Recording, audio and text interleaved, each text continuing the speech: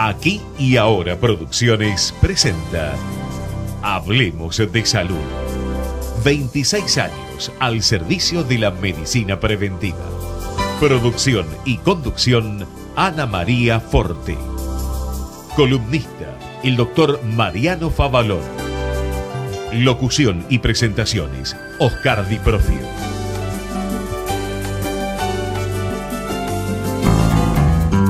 Si ves o sabes algo, llama al 911. La seguridad la hacemos entre todos. Buenos Aires.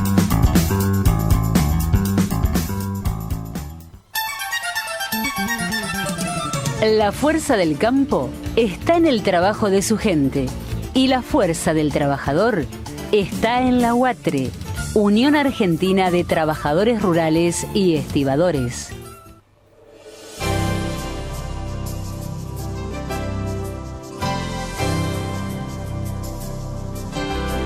Hola, hola, ¿qué tal? ¿Cómo están ustedes? Soy Ana María y los invito a una nueva emisión de Hablemos de Salud. Y para aquellos que se enganchan por primera vez, les comento, somos un grupo de profesionales que hace 26 años venimos abocados a la medicina preventiva porque pensamos que es la que hay que practicar, llegar al hombre sano para que precisamente éste no se enferme. Como siempre, con los mejores profesionales del hospital público y también de reconocidas instituciones. Les comento que hoy estamos, como siempre, con nuestro cirujano de lujo, el doctor Mariano Favaloro, que es cirujano cardiovascular y va a hablar acerca del Premio Nobel. Y también nos visita el doctor Eduardo Casabat, doctor en psicología, y va a hablar acerca de las personalidades múltiples. Muy buenos días, Mariano Favaloro. Buenos días, Ana. Muy bien, como siempre. ¿Cómo estás? Muy bien. Bueno, contanos, ¿qué es el Premio Nobel? El Premio Nobel es un reconocimiento hecho mundial sobre distintas disciplinas, que, si vos me permitís, acá estamos con el doctor Casabat, Bien. Que recién estaba haciendo fuera del aire algunas referencias a la historia del Premio Nobel, que yo la verdad que no las conozco en este momento, no las recuerdo, así que no sé si él quiere para Adelante. que quede en contexto. Sí, lo que me enteré recientemente es que resulta que Nobel desarrolló la dinamita y tenía una fábrica de explosivos con la cual aportó mucho a las guerras, y que en determinado momento muere su hermano y llega la noticia a Francia y lo confunden, cree que es él el que murió.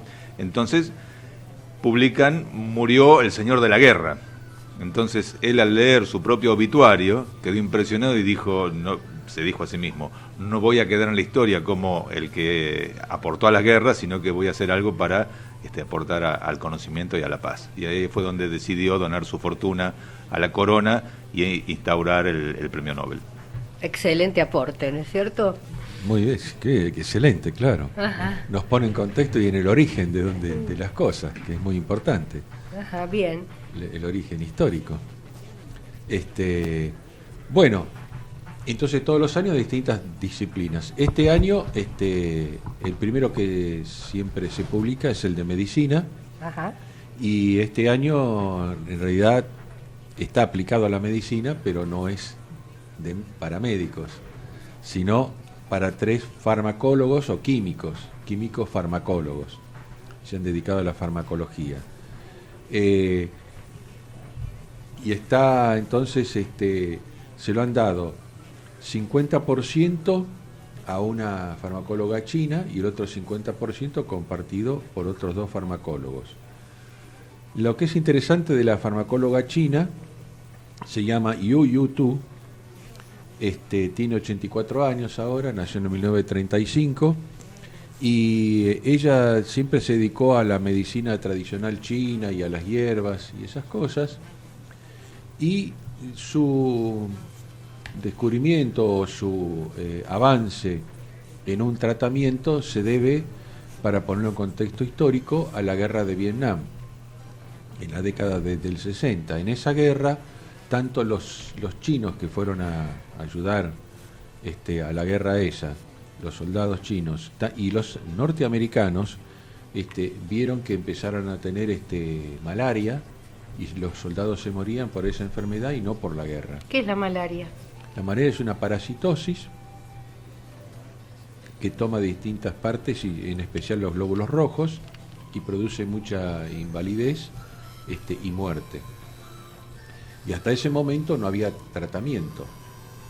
Entonces esto instigó al gobierno chino a que entonces hablaran justamente con la industria farmacéutica y con los farmacólogos para que descubrieran algo. Y la China trajo, la señora Yu Tu, trajo entonces, revivió esta medicina tradicional china,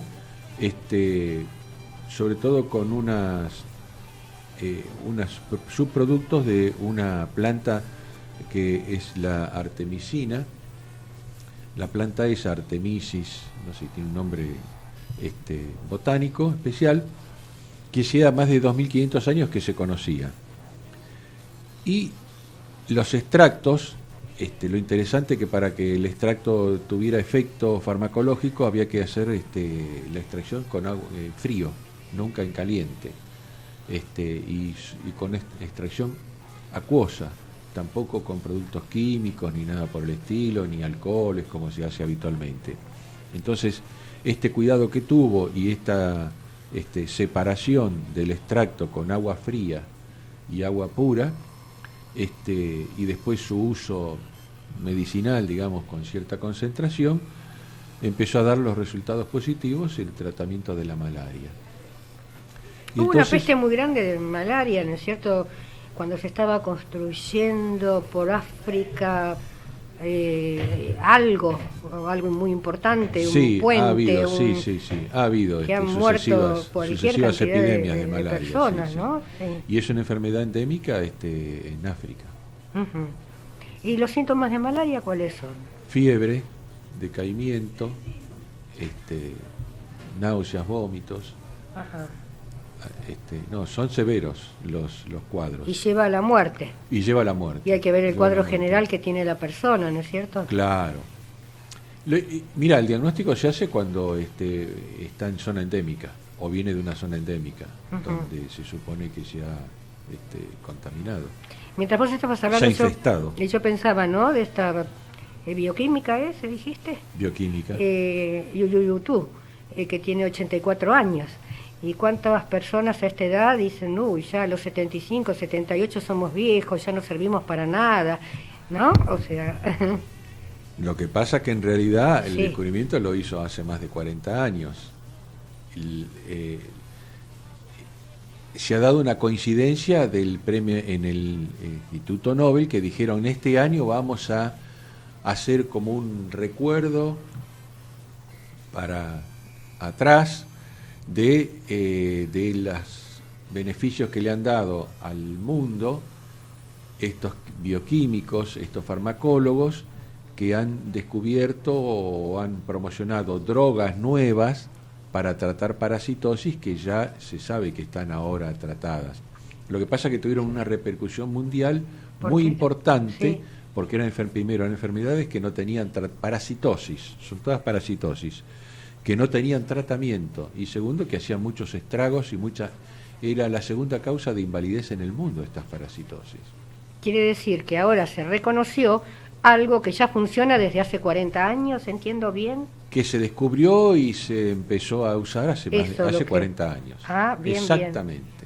Bien. Exactamente, un reconocimiento. Un reconocimiento, perfecto, porque generalmente yo tenía entendido que el premio Nobel era por un descubrimiento hecho en el año o al año anterior, pero no 40 años atrás. Por eso lo han traído ahora para reconocer a esta gente que fue pionera en su momento y sobre todo la repercusión que ha tenido en la salud en el mundo, de tratar parasitosis que eran muy invalidantes o mortales. Bárbaro, vamos a hacer un pequeño corte y luego continuamos. Adelante. ¿Cómo no?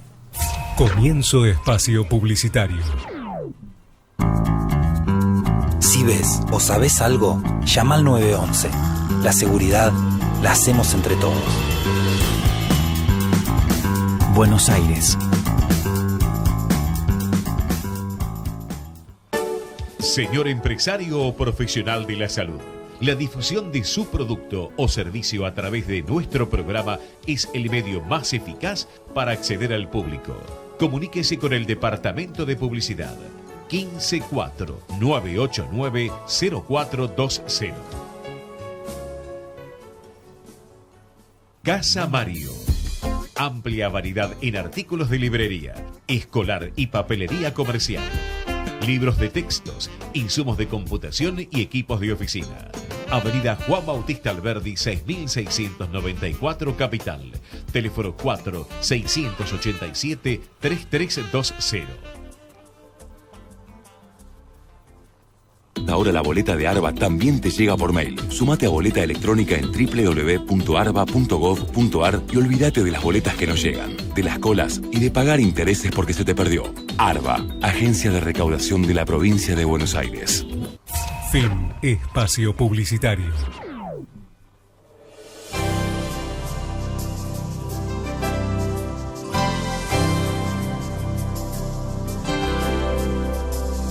Continuamos con Hablemos de Salud. Ya estamos con el doctor Eduardo Casabat, doctor en psicología. Nos va a hablar acerca de personalidades múltiples. ¿Qué tal, Casabat? ¿Cómo te encontrás? Muy bien. Un gusto tenerte en el programa. Gracias. Mucha repercusión con tus charlas en YouTube. Así que, bueno, dije, vamos a ver cómo funciona en la radio. Y, bueno, pienso que, como siempre, maravillosamente bien. ¿Qué es? O sea, de pronto podemos decir, ¿esta persona sufre de personalidades múltiples? Podría ser. El tema de personalidades múltiples es un tema controversial, muy llamativo también, que muchas veces uno lo ve en las películas y cree que es una fantasía del director o del guionista de la película. Totalmente. Pero que realmente existe. Incluso muchos profesionales descreen de la existencia de las personalidades múltiples y dicen, yo no he tratado ninguna. Las personalidades múltiples tiene su origen en la traumatización en la infancia.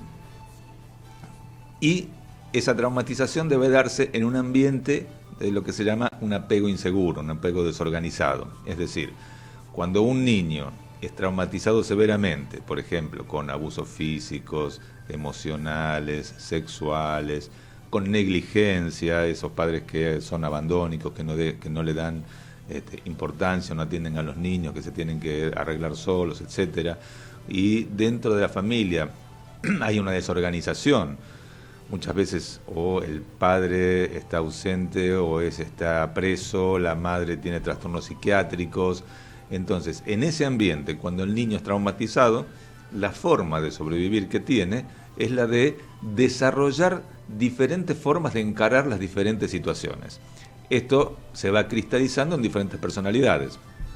Por ejemplo, tiene un padre que por un lado lo cuida, lo lleva a la escuela, le da de comer, etcétera, y al mismo tiempo lo abusa. Entonces, ¿cómo hace para un niño para integrar esa cosa tan contradictoria? Por un lado tiene que adaptarse para sobrevivir. Tiene que seguir apegado a ese padre que le da algunas cosas buenas y al mismo tiempo sobrevivir al que le da las cosas malas. Entonces, es como que va formando diferentes aspectos de su personalidad para relacionarse con la parte buena y otros aspectos para relacionarse con la parte mala. Y así se van cristalizando diferentes personalidades en el peor de los casos, ¿sí? Hay una gradación de disociación que llega, en el caso extremo, a lo que es el trastorno de identidad disociativo o lo que se conoce más popularmente como personalidades múltiples. Uh-huh. Más que claro, ¿no es cierto?, en los casos que se pueden llegar a dar. ¿Esto afecta, digamos, a partir de un momento de la vida o a lo largo de toda la vida? Bueno, comienza a desarrollarse en el 99% de los casos en la infancia. Uh-huh. En algunos pocos casos puede desarrollarse más adelante en la vida, pero tiene que ser una traumatización muy severa. No puede ser el fruto de un robo, un accidente o una cosa por el estilo. Tiene que ser una traumatización continua, prolongada en el tiempo, sin capacidad de recuperarse, etcétera. Pero ya en la niñez comienza. En algunos casos, y que esto se entienda bien, que no sea una generalización ni nadie salga corriendo ahora, los amigos imaginarios son parte del desarrollo de esa personalidad. Insisto, es normal que los niños tengan amigos imaginarios. En algunos pocos casos, esos son la cristalización o cómo comienza a cristalizarse la personalidad múltiple. Hablando de amigos imaginarios, yo recuerdo hace unos cuantos años atrás, donde en la escuela donde iba mi hija, muy buena escuela, ¿no es cierto? Pero yo notaba algo, las chicas tenían que hacer cartas para los amigos imaginarios. Entonces, dentro de mi ignorancia con respecto al tema, yo decía, pero esto no está bien, porque es fomentar algo que no es natural, porque si bien nace en el chico y el chico lo pone de manifiesto, pero en un momento dice, no, se acabó el amigo imaginario, no puede haber una profesional diciendo, mandale las cartitas. Sí, efectivamente, no conozco bien cómo fue el asunto, pero si un chico tiene amigos imaginarios hay que aceptarlo. En la gran cantidad de los casos, en la mayoría de los casos, es normal. ¿Sí? No hay que alarmarse por eso. Ahora, si no los tiene, no hay por qué fomentárselos. Claro. ¿Sí? Y por lo general la mayoría los han tenido. No sé si has visto la película Intensamente. Sí, la vi. Lo que pasa con el amigo imaginario, que no quiero contar qué es lo que pasa, sí. Pero bueno, tiene un amigo imaginario la niña de esa película, sí. Que les sirve en determinado momento para lidiar con situaciones adversas. Exacto. Y también hay otra película, que no recuerdo el nombre, en el cual, bueno, tenía personalidad múltiple, o sea, hablaba de incluso cambiaba la voz para hablar con un personaje, cuando estaba en un personaje y el otro, ¿no? Uh-huh. Es algo bastante, no sé cómo te puedo decir, complejo, ¿no? Lo que pasa en el cerebro. Es bastante complejo. Muchas veces se da ese cambio incluso de actitud, de voz, de sensaciones físicas. Yo tengo un paciente, por ejemplo, ahora en este momento que estoy tratando, que una de sus personalidades tiene un brazo tullido, como si hubiera tenido un accidente o algo así, y cuando se transforma en ese, el brazo queda como paralizado, no lo puede usar, y cuando cambia la otra personalidad pasa a moverse normalmente. ¿Y eso puede pasar en un mismo día o son periodos de tiempo? En un instante pasa. Dentro de una misma sesión con él puedo interactuar con 3 o 4 personalidades diferentes.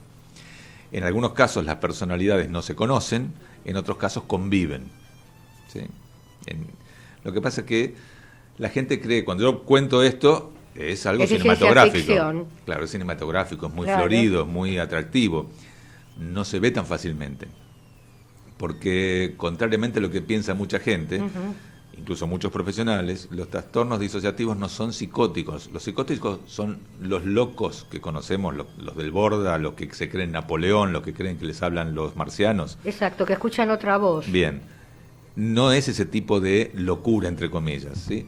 Entonces, una persona con varias personalidades puede ser perfectamente normal, entre comillas, tener un funcionamiento totalmente normal y nadie puede enterarse de que esa persona tiene algún tipo de trastorno psicológico. Incluso los profesionales. Muchas veces una persona con este tipo de trastornos viene a consultar por algún tema menor, llamemos, y después de 2, 3, 4, 5 meses, un año incluso, llega a revelarse al terapeuta que tiene varias personalidades. O sea que lo puede manejar. En algunos casos sí. Ajá. En algunos casos sí, en otros no. En otros se da, por ejemplo, estoy pensando en una paciente que vino a consultarme por un tema relativamente trivial, un tema de relación con un muchacho, y después de varios meses de atenderla me dicen, mira, lo que pasa es que yo no te dije, pero nosotras somos 3. Entonces a partir de ahí que me perdonen la risa porque no es para reír. No. Es llamativo. Sí. En otros casos, otra paciente que recuerdo ahora, tenía accesos de furia por la calle, se agarraba a piñas con alguien y después aparecía en otro lugar, lejos de donde estaba, no sabía cómo había llegado, qué había pasado, por qué se había peleado, y tenía una amnesia total. La amnesia es un componente importante de los trastornos disociativos. Entonces, muchas veces la persona no se acuerda, no sabe qué pasó. Le dicen, ¿te peleaste? No, yo no. Y dice la verdad, porque no se acuerda, no lo sabes. En realidad se peleó otra parte de ella. O le dicen, vos me dijiste tal cosa, o te vi en tal parte, y dice, no, yo no fui. Pero estaba, ¿sí? Físicamente, pero no psicológicamente. Y Casabat, ¿esto se da tanto en el hombre como en la mujer? Se da tanto en el hombre como en la mujer, pero predominan las mujeres. ¿Por alguna razón especial? Sí, por varias razones. Primero, una de las causas principales de la disociación es el abuso sexual. Las niñas son más víctimas de abuso sexual que los varones. Uh-huh. Por otra parte, hay un contexto cultural que hace que, bueno, antes que eso, frente a una situación de amenaza respondemos con pelea, huida, paralización o desmayo. Son las 4 formas de responder a una amenaza. Las mujeres tienen una contextura física menor como para pelear o huir, entonces es más probable que se disocien, ¿sí? Y también hay un contexto cultural. Los varones aprendemos desde chicos a jugar a la guerra, al fútbol, a cosas bruscas, violentas, entonces tenemos más predisposición a pelear si algo nos agrede. En cambio, la mujer de chica juega al té, a la visita, a la mamá, entonces es menos proclive a pelear o a huir. Entonces, por eso hay más disociación en las mujeres que en los varones, pero también sucede en los varones. Uh-huh. ¿Esto tiene, digamos, cura, tratamiento? Afortunadamente sí. No es fácil, no es simple, pero puede llegarse a una recuperación total. ¿Por qué? Porque el núcleo de la disociación, del origen de la disociación, son las situaciones traumáticas que ha vivido la persona. Y actualmente contamos con varias terapias que están probadas, que están investigadas y que tienen muy buenos resultados en relativamente corto tiempo. Uh-huh. Cuando hablamos de terapia, de psicoterapia en general, la gente piensa en un diván y 10 años de estar hablando de la mamá. Eso es algo que ya ha quedado un poco en el pasado. Uh-huh. Se han desarrollado terapias mucho más específicas que tienen que ver con estimulación cerebral, que van directamente al punto, a trabajar los recuerdos traumáticos y a procesarlos. Digamos, los recuerdos traumáticos están como fijados en el tiempo, son como algo que uno no digirió, o sea, una comida pesada que no digirió. Los tratamientos que tenemos ayudan a digerir rápidamente esas situaciones y entonces, una vez resuelta el origen de la disociación, puede llegarse a una integración total y la persona puede llegar a ser totalmente funcional. Cuando digo que es rápido, depende de la complejidad de las situaciones que haya pasado, de la situación actual de la persona. O sea, rápido no significa que una disociación se va a resolver en 2 meses, pero tampoco van a ser 10 años de diván. Claro, el paciente cuando va, generalmente, dice, no tengo tiempo, quiero una terapia rápida, no hay algún medicamento. Porque la pastillita mágica la buscamos todos, sí, ¿no? Bueno, en particular para la disociación no hay medicación. Y esto probablemente tenga algo que ver con que sea un trastorno tan poco difundido y tan poco creído. Porque como no hay intereses de los laboratorios en promulgar alguna droga, algún medicamento... Porque no hay recupero por la cantidad de personas afectadas. Poca, ¿no? No, porque no hay medicación específica. Bien. No hay una medicación para la disociación. Pero digo yo que no se investiga porque no conviene tampoco. Por eso, porque no es redictuable para el laboratorio. El día que salga una medicación para la disociación seguramente lo vamos a ver en todas las vallas publicitarias por la ciudad. Pero mientras tanto, sí, los agentes de propaganda médica cumplen con su trabajo, que es difundir las drogas que tienen los laboratorios, y como no hay drogas para la disociación, no se habla de ello. Y entonces muchos psiquiatras incluso descreen de que exista el trastorno disociativo de la identidad. Eso es diferente, ¿no es cierto? Pero yo recuerdo que el ataque de pánico, que no se curaba, cuando apareció la pastillita mágica, todo el mundo empezó a tener ataque de pánico. Bueno, como todo, entre comillas, uno puede diagnosticar, claro, lo que sabe que existe. Sí. Si no sabe que existe, no lo puede diagnosticar y entonces trata de encajarlo en algún otro diagnóstico. Uh-huh. Cuando se especificó, se pudo estandarizar el diagnóstico de un ataque de pánico, entonces vimos que muchas cosas tenían que ver con eso, de lo que antes no se sabía que era. Uh-huh. Sí, se le decía un ataque de histeria, se le decía que era un psicosomático o que se deje de jorobar directamente. Bien, en el próximo bloque me gustaría que trates consultas más frecuentes, digamos, en el consultorio de un psiquiatra o psicoanalista, ¿te parece? De acuerdo. Bien, ¿vamos a un corte? Ecomedios.com AM1220. Estamos con vos. Estamos en vos. Espacio cedido, Alianza Compromiso Federal. Buenos Aires, el motor del país sos vos. Adolfo Rodríguez A., presidente. Alianza Compromiso Federal, lista 133. Descarga gratis de tu celular la aplicación Ecomedios. Podés escucharnos en vivo, informarte con las últimas noticias y entrevistas en audio y video. Búscala y bajate la aplicación Ecomedios. Espacio cedido al Frente para la Victoria. La Argentina necesita de vos, y de vos, y de vos, y de vos también. Argentina necesitaba de la asignación universal por hijo, para que todos los chicos vayan a la escuela. Y hoy vamos por una mayor calidad educativa.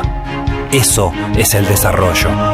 Argentina necesita que sigamos construyendo a partir de lo construido, porque si no, nunca vamos a llegar a ningún lado. Eso es el verdadero desarrollo. En vos está la B de la victoria que viene ahora, que es la de todos. Scioli presidente. Lista 131, Frente para la Victoria. Presidente de la Nación Daniel Scioli. Vicepresidente de la Nación Carlos Zanini. Podés vernos en vivo en ecohd.com.ar. Espacio cedido al Frente de Izquierda. Con la fuerza de los trabajadores, las mujeres y la juventud. Nicolás del Caño, presidente. Lista 137, Frente de Izquierda. Conectate con nosotros. Línea directa 4-325-1220. Comienzo espacio publicitario. Si ves o sabes algo, llama al 911. La seguridad la hacemos entre todos. Buenos Aires. Si usted tiene alguna inquietud sobre su salud o la de su familia, Hablemos de Salud les responde vía mail. Tomen nota.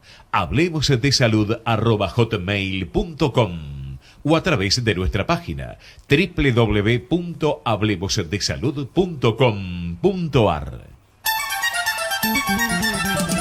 La fuerza del campo está en el trabajo de su gente y la fuerza del trabajador está en la UATRE, Unión Argentina de Trabajadores Rurales y Estibadores. Ahora la boleta de ARBA también te llega por mail. Sumate a boleta electrónica en www.arba.gov.ar y olvídate de las boletas que no llegan, de las colas y de pagar intereses porque se te perdió. ARBA, Agencia de Recaudación de la Provincia de Buenos Aires. Fin espacio publicitario.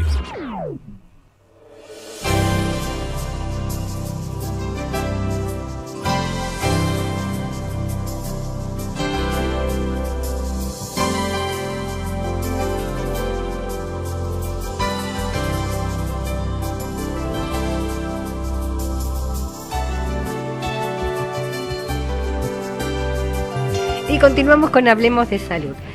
Estamos con el doctor Mariano Favaloro, que nos está contando, las personas, ¿no es cierto?, que tuvieron acceso al premio Nobel, ¿no?, de medicina. Claro. Hablamos de una persona que hizo un descubrimiento de una de las dos drogas antiparasitarias que han sido, digamos, entre comillas, premiadas. Lo que han sido premiados fueron los que descubrieron estas drogas. Entonces pasamos a la otra, que es el 50% del premio Nobel compartido entre Satoshi Omura, de Japón, y entre William Campbell, de Estados Unidos. Aquí, ¿qué es lo que ocurrió? Satoshi Omura estudió siempre estudió mucho las bacterias que hay en la Tierra, para tener un panorama muy importante. Se dedicó a las bacterias en general y las de la Tierra. Y, por ejemplo, descubrió por casualidad que había un campo de golf donde no había parásitos. Había una bacteria que parece que producía alguna sustancia. Él aisló la bacteria, pero no sabía qué pasaba, qué tenía.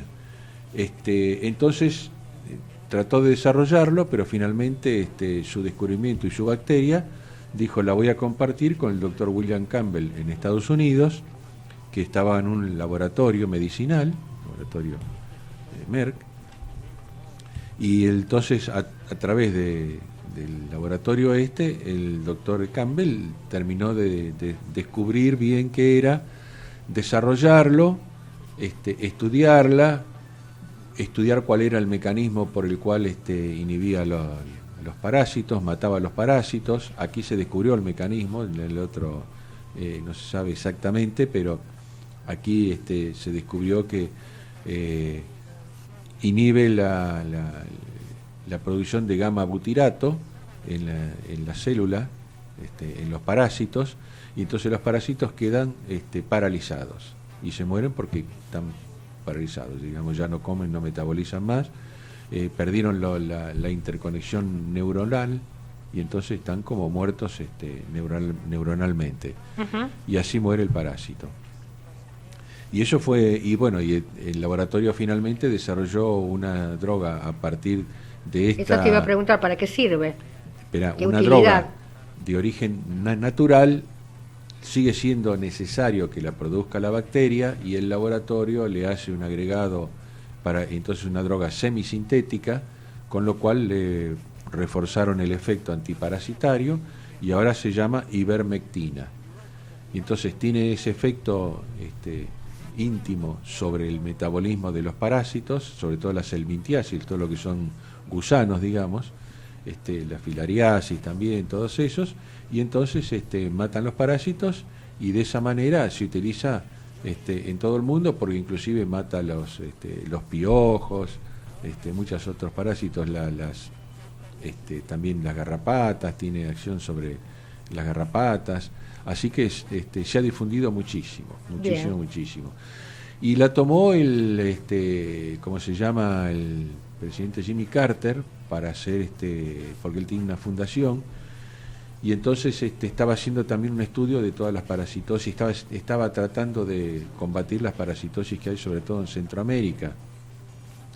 Y dentro de todas estas parasitosis hay un cuadro clínico que es la oncocercosis, donde entonces transmitido por una mosca negra, que es una parasitosis, una helminthiasis, un gusanito muy muy chiquitito, que lo tiene la mosca, que pica al hombre, y el hombre entonces se infecta con este gusanito muy muy chiquitito, y entonces ataca la vista, y entonces se acantona en la córnea, produce procesos inflamatorios en la córnea, con lo cual muchas personas llegan a la ceguera, y entonces se llama oncocercosis.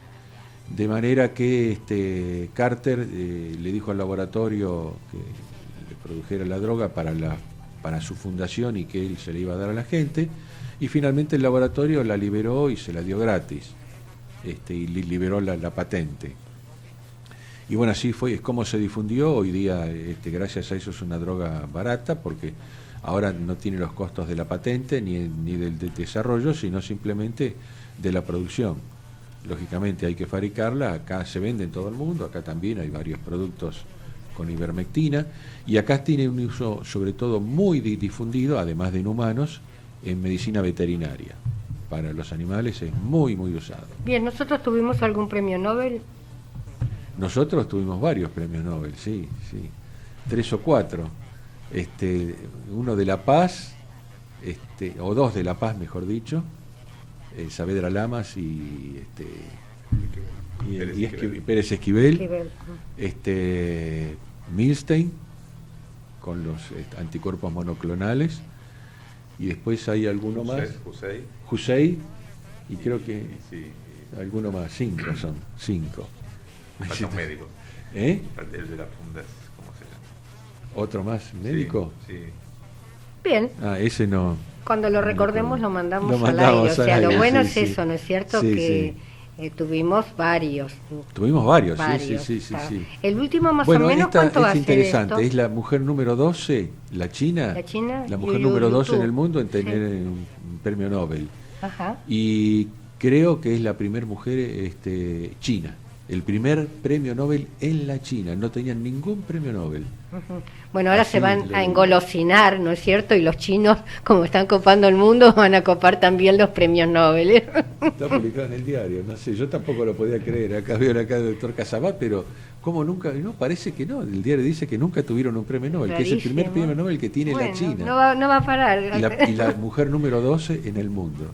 Bien, Sí, no van a compartir parar, el los premio chinos Nobel. están copando todo.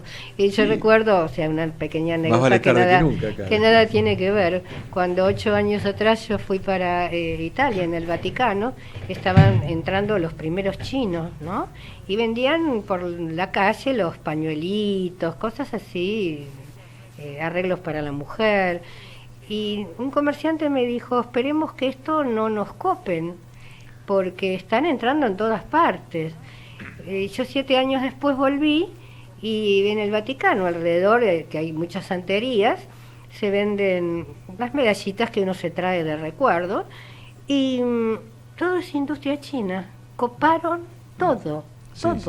Supermercados inmensamente grandes, una cadena muy importante que nosotros tenemos acá, pero que venden todo, que a mí me llamó la atención, ¿no es cierto? Ropa, zapatos, como si fuese un Alto Palermo, ¿sí? Me acordé, Luis Federico Leluar. Leluar, ¿cómo nos habíamos olvidado de Leluar, por favor? Bien, y grandes locales, pero inmensamente grandes, como 7 u 8 de acá, donde una sola persona, un solo chino o china, estaban en la caja, ponían la ropa en bolsa, la gente iba, se probaba las cosas, las dejaba tiradas en el suelo porque no se molestaba ni en levantarlas. Uno cuando entraba a probarse una ropa, había un montón de ropa tirada, y así trabajan, Sí. Y coparon el mundo de esta manera. Uno dice, bueno, entra a un local, nos muestran la ropa, no existe más. En fin, vamos a hacer un pequeño corte y luego continuamos. Comienzo espacio publicitario. El objetivo de Hablemos de Salud es brindarles a través de una calificada información los conocimientos necesarios para la prevención de enfermedades mediante la promoción de la salud.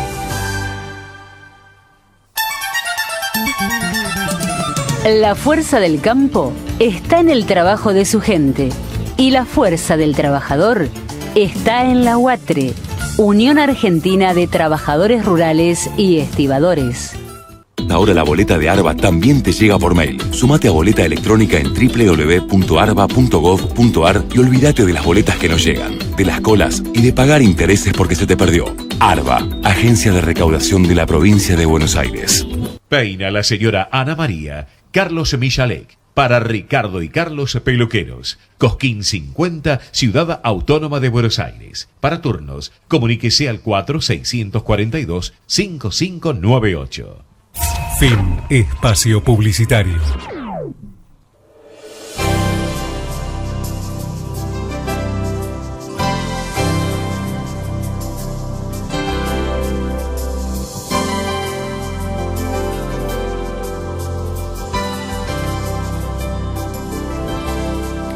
Y continuamos con el doctor Eduardo Casabac, doctor en psicología. Y bueno, estuvo en el primer bloque, en el segundo bloque, ¿no es cierto? Y en este bloque va a hablar acerca de, digamos, por qué consultas más frecuentes va un paciente o una persona a tu consultorio. Bueno, en particular a mí, yo tengo una especie de embudo, por mi especialidad. Ajá. Me llegan por lo general pacientes con situaciones traumáticas, ¿sí? Yo me especializo en el tratamiento de los traumas psicológicos. Entonces puede ser desde situaciones como robos, asesinatos, accidentes automovilísticos. Estas son situaciones traumáticas puntuales.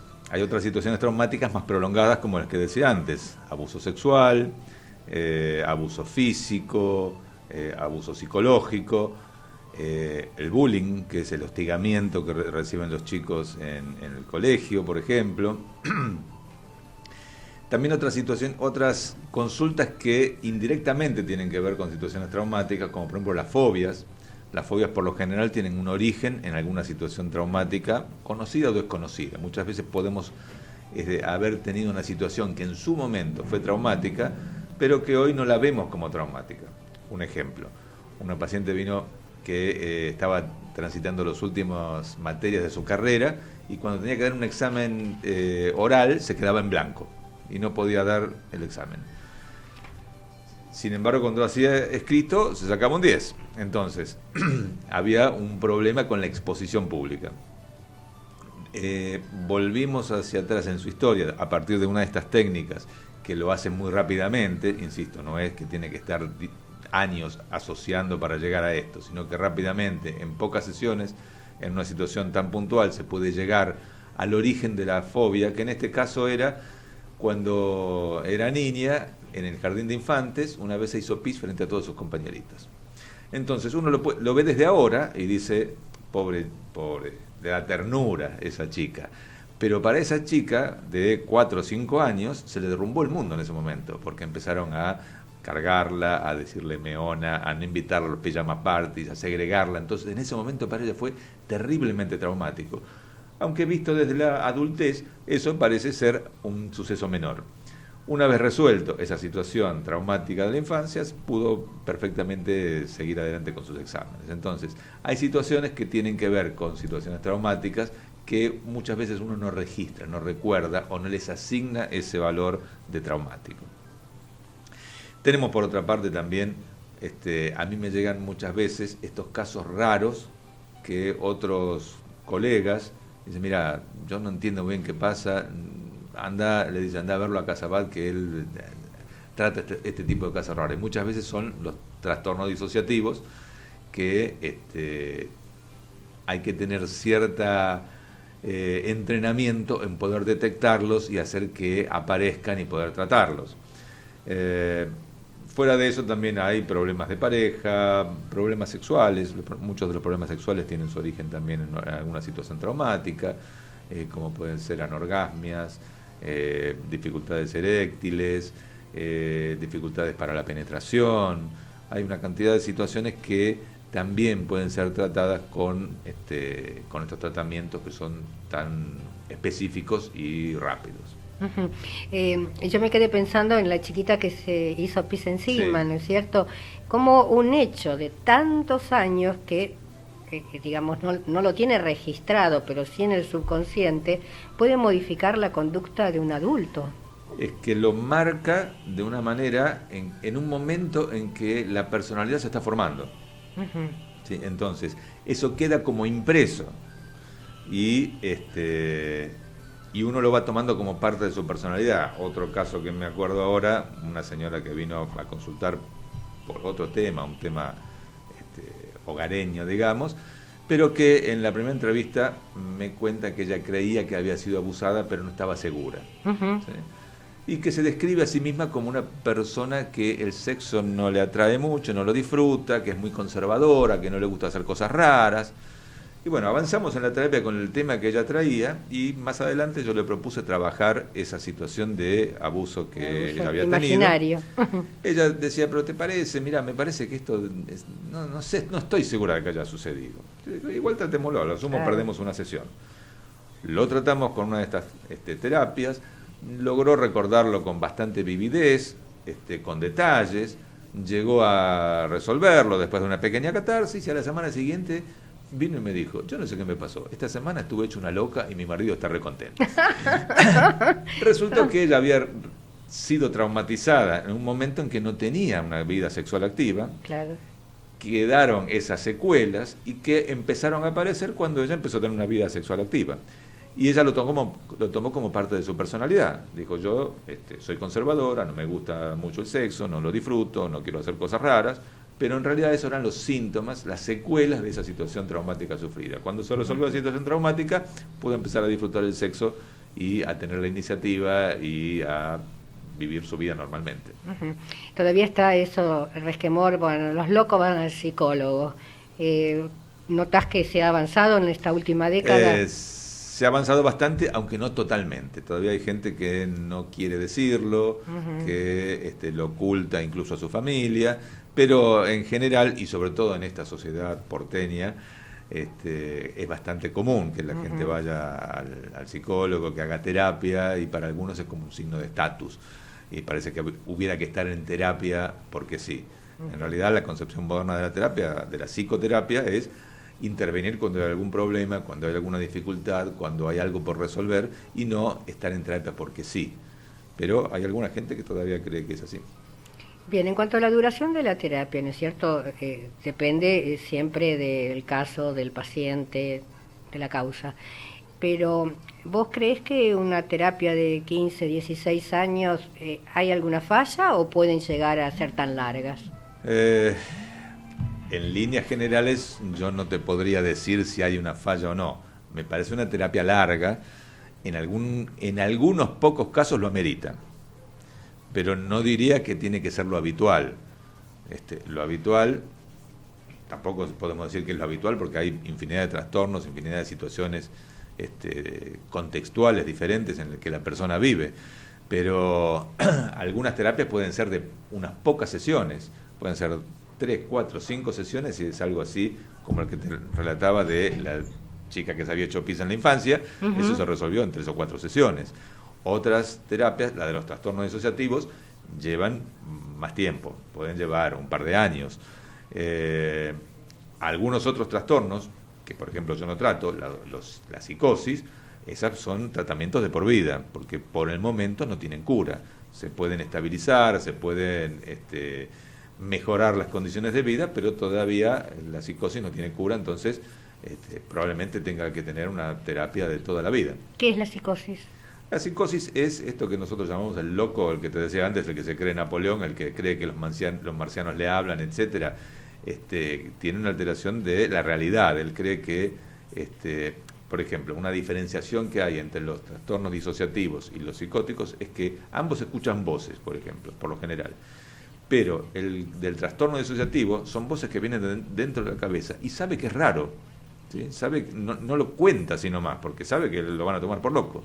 En cambio, el psicótico te dice, estoy escuchando que me habla la televisión o los marcianos. Te dice, ¿lo escuchás vos también? ¿Te das cuenta? Fíjate bien, que me están hablando. Vos tendrías que escucharlo. Tienen lo que se llama la certeza psicótica. Creen que lo que ellos están alucinando es cierto. El disociado desconfía y dice, esto es raro, no me puede estar pasando, ¿sí? Entonces, el psicótico es ese que ya te digo, el que tomamos por loco habitualmente, el que está en el borda, el que tiene una realidad diferente a la de la persona neurótica normal. En una oportunidad una persona me comentó que, bueno, era visitador médico y hacía, recorría las provincias manejando, y en mitad de la ruta no pudo seguir manejando y a partir de ahí estuvo con lo que se dice un ataque de pánico. ¿En qué otros casos puede manifestarse? ¿De cómo se puede manifestar un ataque de pánico? Bueno, el ataque de pánico básicamente es como si se descompusiera el sistema de alarma del organismo. La ansiedad es un sistema de alarma, ¿sí? Que nos hace poner alerta frente a alguna amenaza. Cuando se descompone, nos hace poner alerta frente a amenazas que no existen.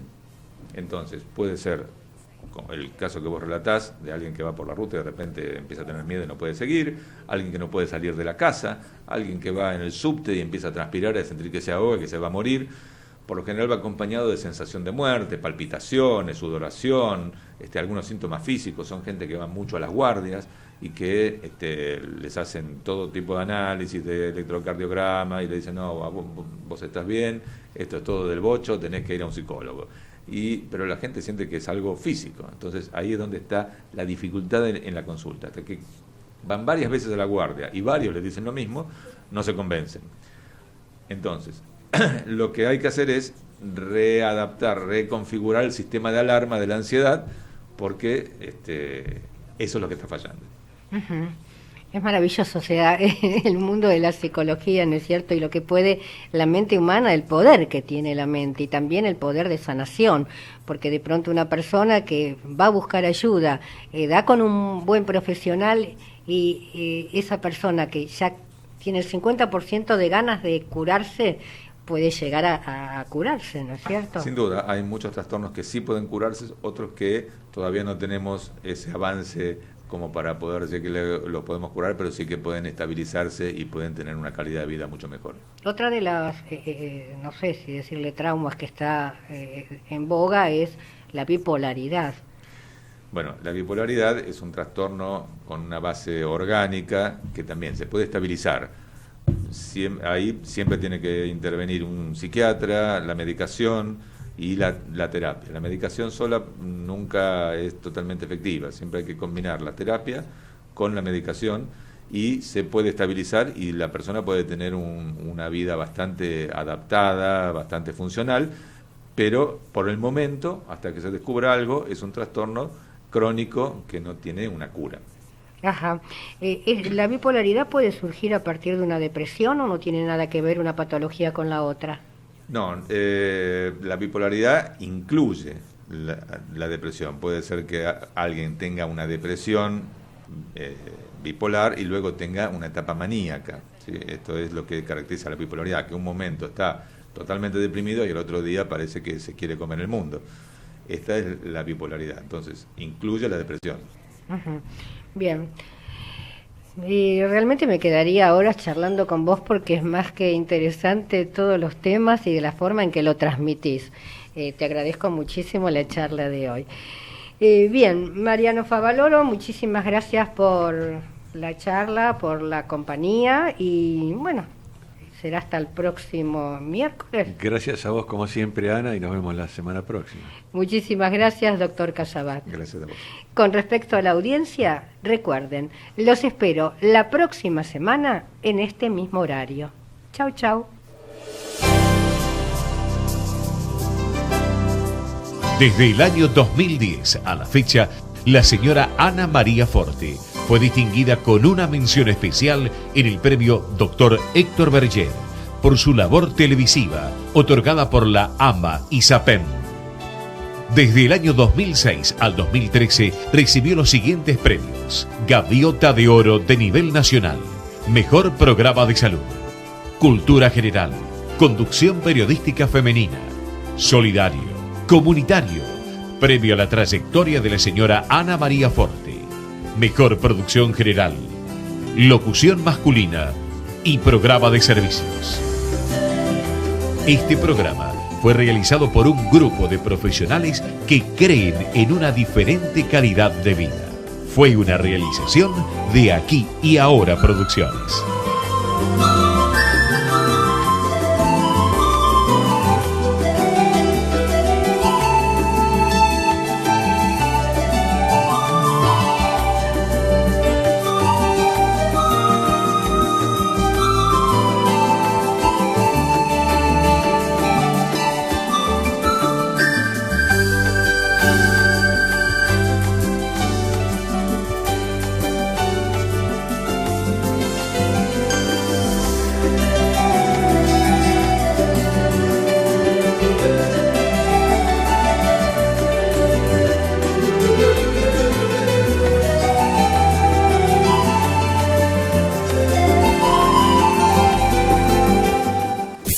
Desde Buenos Aires, transmite LRI 224, AM 1220, Ecomedios,